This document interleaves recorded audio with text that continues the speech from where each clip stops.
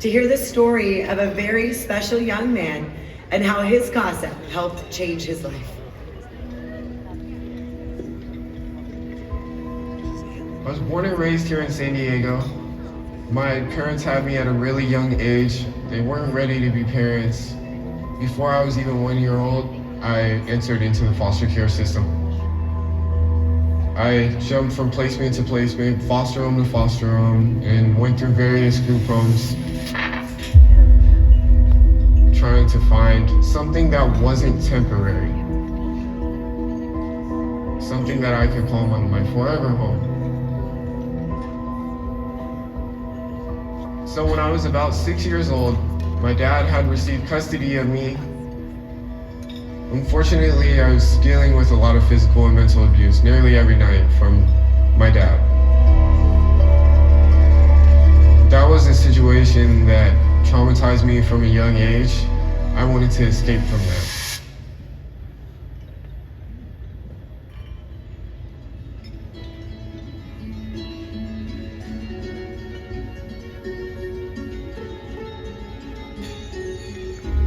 My CASA Daniel entered into my case at a time that was hectic.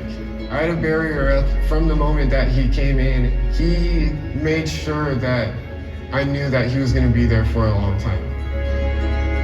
The most important thing is building trust and establishing a relationship with a kid who, for all you know, they haven't had a lot of healthy relationships with adults in their life. Definitely relied on the sports, being able to talk basketball with him. He was a rock star from the very beginning. He has a lot of mental strength. CASA Daniel changed his life. He just was the perfect person for Anthony. Very down to earth and didn't judge. He came in and would take him to play basketball, take him hiking, and all these things that Anthony had never done before he did with him. One of the initial things that Daniel did in my case was advocate for me to connect with my brother. Me and my little brother had made a bond that was inseparable. He knew the importance behind that. Taking that to court and voicing that for me was everything to me. Daniel is absolutely one of the key support systems in my life.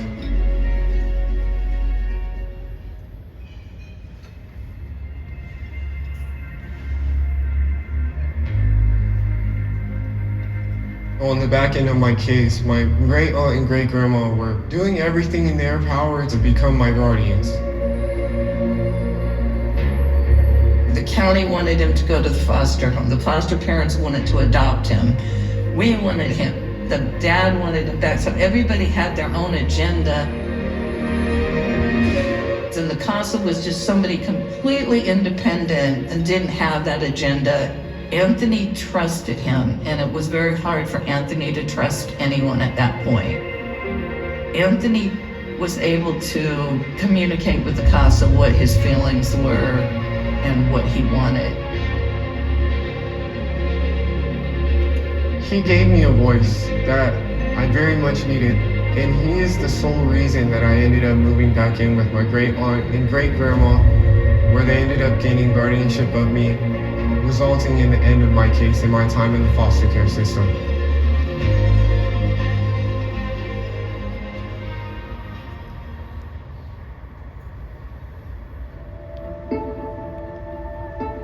I really wanted to go to college, but statistically, a lot of foster youth don't end up making it. My counselors told me that even if I did make it to college, that I would flunk out. I went in with the confidence and the pride that Daniel instilled in me to know that I was more than capable. I received over a dozen scholarships, managing a full ride to the school of my dreams, which was UCLA. Once he got the stability of being in Patty and Marion's home through high school and having their support into college, that stability plus the support I gave him and his coaches gave him, his confidence grew a lot. And when he got into UCLA, to think about where he came from, all that he went through, to now having a great scholarship opportunity to go get a degree from UCLA, that was such validation of how far he had come and what a strong young man he was. To be a voice for youth in foster care today is so meaningful to me. It's something that I take a lot of pride in.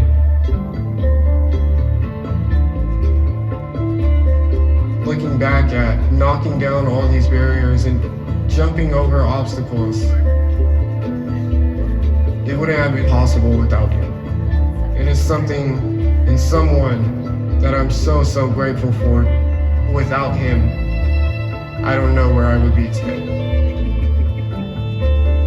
If what I did made that much of a difference, I wish more people would do it. It shows you the power of what just giving a little bit can do for somebody else's life.